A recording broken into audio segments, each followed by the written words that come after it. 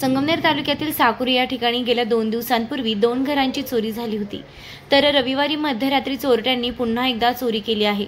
साकुर येथील बिरोबा मंदिराच्या पाठीमागे राहत असलेले सेवानिवृत्त ग्रामसेवक मिनीनाथ ननावरे, राहुल कारंडे आणि पुरुषोत्तम देशपांडे यांच्या घराची चोरी झाली आहे।